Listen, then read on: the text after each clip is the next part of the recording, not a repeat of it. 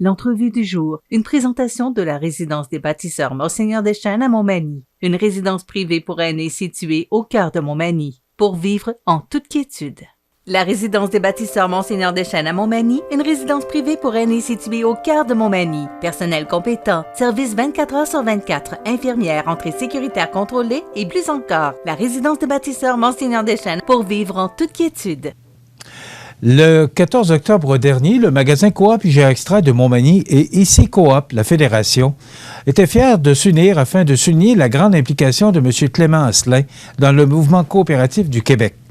M. Asselin a d'ailleurs été honoré lors du gala annuel de l'Ordre du mérite coopératif et mutualiste, tenu le 14 septembre dernier, en devenant récipiendaire du 4e degré de l'Ordre, soit la plus haute distinction possible. Clément Asselin, bonjour. Bien, bonjour, M. Montmagny. Merci de m'accueillir dans vos studios. Ça me fait énormément plaisir et chaud au cœur. C'est un plaisir de vous accueillir, Clément, et bravo et félicitations. Alors, j'ai reçu ce mérite-là avec fierté et humilité aussi, parce que toute cette implication-là, j'ai été appuyé tout au long de ces 40 années-là. Je tiens à le dire au point de départ par ma conjointe, Henriette Corriveau, qui m'a permis, là, pendant toutes ces années, de me supporter. Puis les enfants aussi, Marie-Claude et Émilie, j'étais pas toujours présent à la maison. Donc, c'est mon épouse qui s'occupait là, du quotidien, là. Donc, c'est important d'avoir un appui comme ça, familial, pour pouvoir s'investir dans la communauté et puis au niveau provincial aussi, là. Clément, vous avez été professeur, vous avez été directeur d'école et votre implication, vous le disiez, là, ça vous amenait à être souvent à l'extérieur, donc pas à la maison. Qu'est-ce qui peut faire qu'une personne s'investisse autant? Vous n'étiez pas payé, là. C'était. Non. C'est toujours du bénévolat, là, entre autres. Vous avez été quoi, 25 ans comme président du conseil d'administration de l'IGA? J'ai été 27 ans. À la Coop à Montmagny, il n'y a pas de jeton de présence. Ça fait 40 ans, là, cette année, que je suis membre du conseil. Puis depuis 92, j'ai été président jusqu'en 2019. Donc, c'est complètement bénévole. Les membres du conseil d'administration ne reçoivent pas de jeton de présence. Il n'y a pas d'allocation, là. Donc, on le fait parce qu'on croit à la cause, parce qu'on veut que notre coopérative d'alimentation dans le milieu se développe. Et puis, c'est ça, le conseil d'administration. Dans les autres conseils à Québec, j'avais des frais de déplacement, bien sûr, quand j'allais à Québec. Et puis, il y avait un per diem, là, mais pas vraiment minime. On comprend, là, vous prenez votre véhicule pour vous y rendre. Exact. Qu'est-ce qui fait qu'on s'implique autant? C'était pas, même en allant à Québec, c'était pas avec ça que vous gagnez votre vie. Non, là. pas du tout. C'était vraiment, là... Non, absolument pas. C'était normal qu'on paie vos dépenses, ouais. Mais généralement, vous étiez bénévole, là, bénévole dans tout son sens du mot. Oui. Qu'est-ce qui fait qu'on s'implique autant? Moi, je pense que j'ai reçu beaucoup de la société en me permettant de faire des études. Hein, puis, qu'est-ce qui fait que je me suis impliqué? J'avais le goût d'avoir une cause, donc j'ai pris la coopération. Mais ça a commencé avant ça, parce qu'en 1971, on avait une jeune chambre à Montmagny. Oui. C'était l'année où on commençait les jeunes chambres.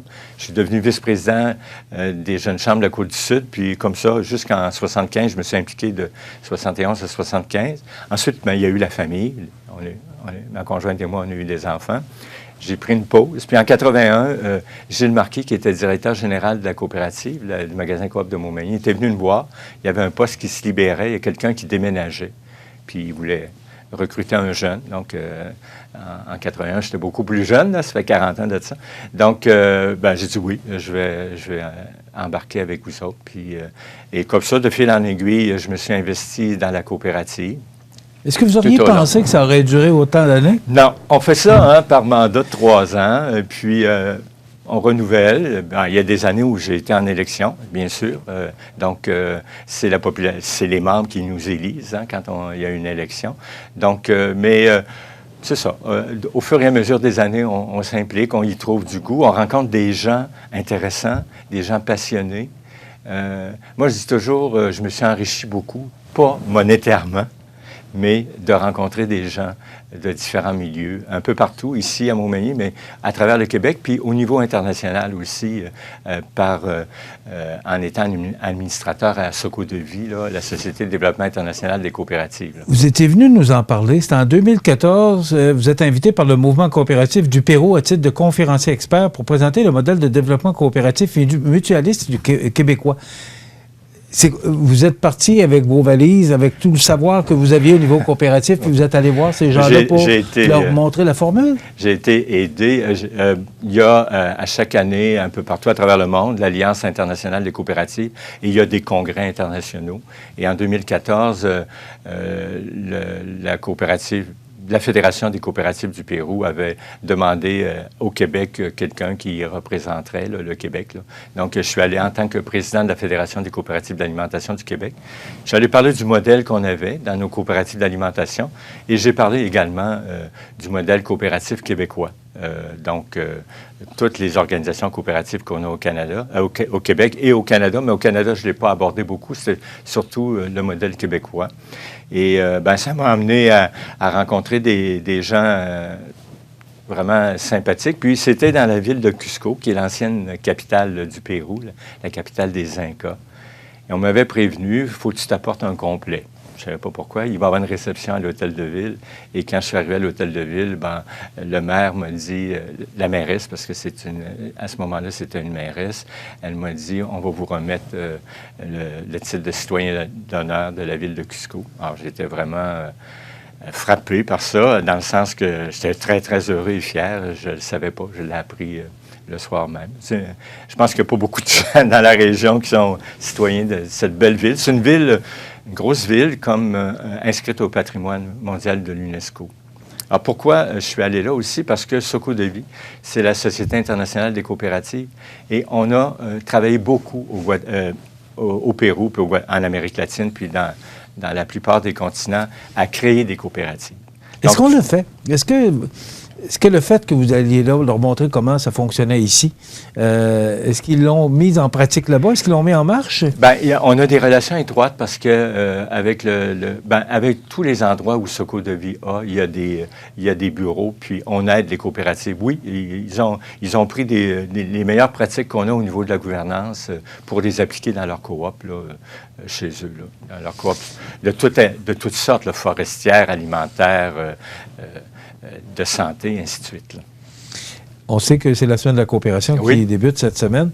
Quand on parle de coopérative, on pense surtout au mouvement Desjardins. Là. Mais est-ce qu'on est capable d'expatrier ce mouvement qui est si fort ici, à l'extérieur de notre pays? Est-ce que les gens sont capables de mettre en pratique une coopérative qui est aussi forte au Canada, ou particulièrement au Québec, là?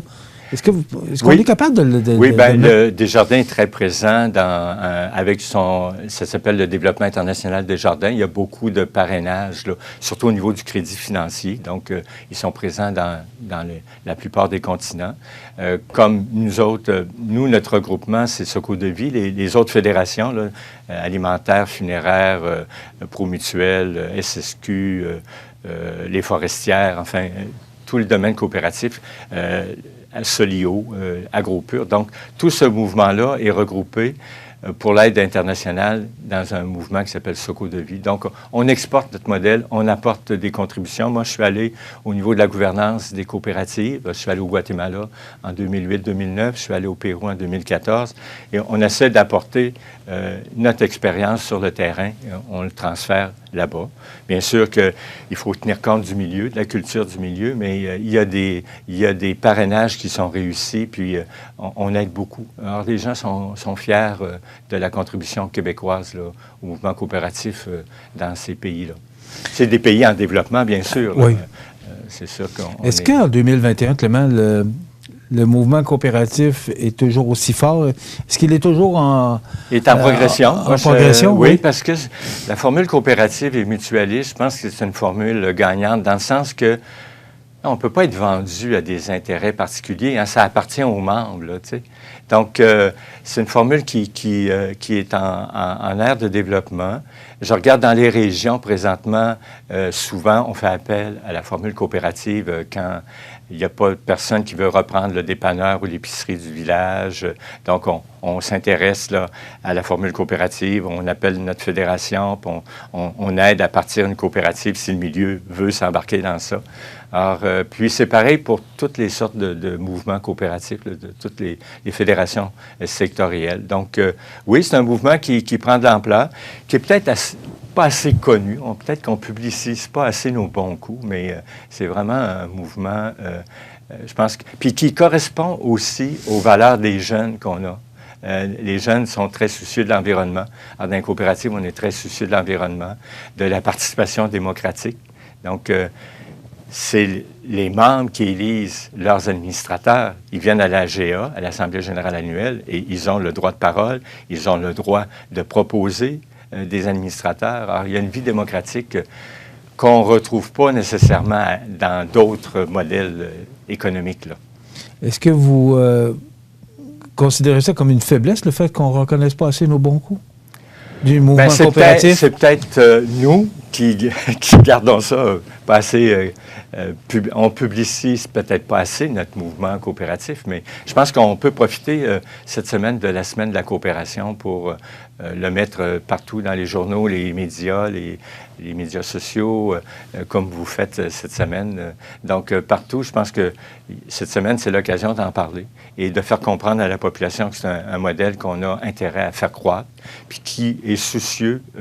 Les profits, là, dans le mouvement coopératif, on ne parle pas de profit, on parle de trop perçu, de risto. Donc, c'est investi dans le milieu, là. Je regarde ce qu'on fait à la coopérative, au magasin Coop, à la Caisse populaire. On investit plusieurs dizaines de milliers de dollars chaque année. Qui sont retournés dans la communauté. Qui sont retournés dans la communauté. Il y a une ristourne individuelle, mais il y a une ristourne collective qui contribue au développement de notre communauté. Clément, vous avez parlé beaucoup de bénévolat parce que, c'est du bénévolat que vous avez fait là, en majeure partie. Est-ce que le bénévolat est menacé? Bien, le bénévolat, présentement, c'est ça qu'on a.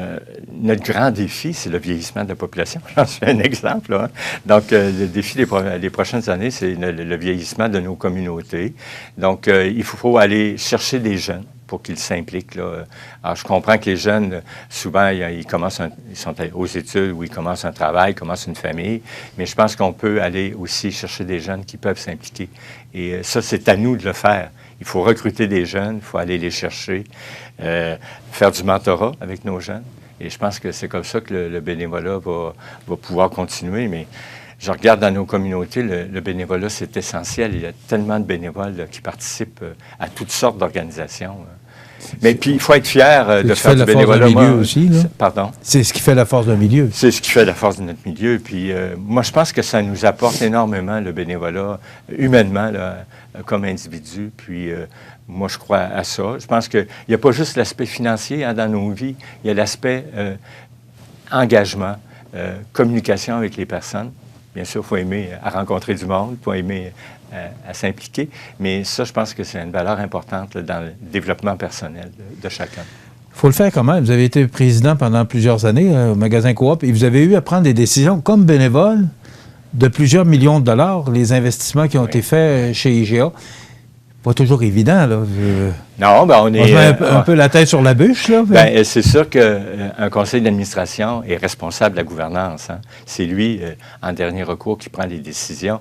On a toujours le directeur général qui nous propose des projets. Et puis, j'en profite pour féliciter Francis Rouleau de toute son implication, de son engagement depuis qu'il est arrivé ici à Montmagny, là, à faire grandir notre coopérative. Un des beaux exemples, c'était l'acquisition à Cap-Saint-Ignace du marché d'alimentation.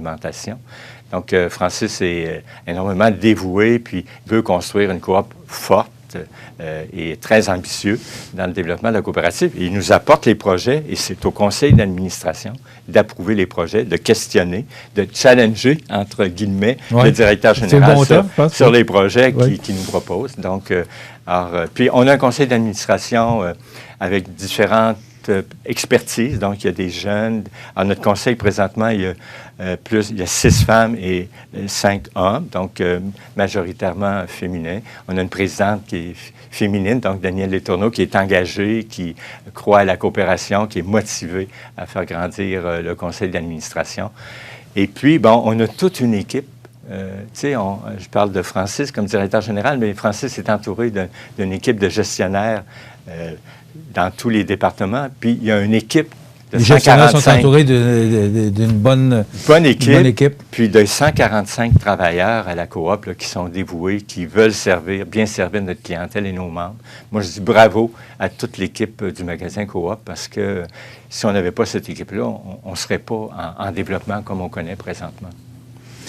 Récipiendaire du 4e degré de l'ordre, soit la plus haute distinction possible, que vous avez reçue d'ailleurs. Oui, j'en ai mon certificat. Oui, puis soyez-en fiers. Et ma PIN, alors c'est le bouton d'or là, qui nous remettent quand on est au 4e degré. Il y a 4 degrés dans l'ordre. 1er degré niveau local, 2e degré régional, 3e provincial. Donc, Québec. 4e, il y a une dimension internationale. Donc, pour ça que j'ai mérité, d'abord pour mon implication, 40 ans dans la vie coopérative, puis l'implication aussi que j'ai eue au niveau international, donc au Guatemala et au Pérou. Et ils prennent en considération, il y a un comité, un jury, donc, qui regarde notre dossier de candidature et c'est eux qui recommandent notre candidature au conseil d'administration du Conseil québécois de la coopération et de la mutualité. C'est mérité. Félicitations. Puis merci pour tout ce que vous avez fait pour nous et pour tous les gens où vous avez fait votre bénévolat. Mais merci pour ces années d'implication et merci à votre famille de nous avoir prêté Clément Asselin. Un petit mot en terminant. Rapidement, oui. Parce que merci à toute la population et à tous nos membres et clients de supporter notre organisation. Merci beaucoup. Puis merci, Michel, de m'avoir invité. Ça m'a fait chaud au cœur. Bien, je trouve ça vraiment approprié. Puis c'est digne de mention. Bravo. Félicitations. Merci beaucoup. Voilà, on s'arrête dans quelques instants. José Soucy et les grands titres de l'actualité.